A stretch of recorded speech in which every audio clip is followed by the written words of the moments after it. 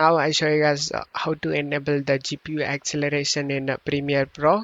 Open it and go to File and select the project settings and select the General, and under video rendering and playback, click on the drop down in renderer and select the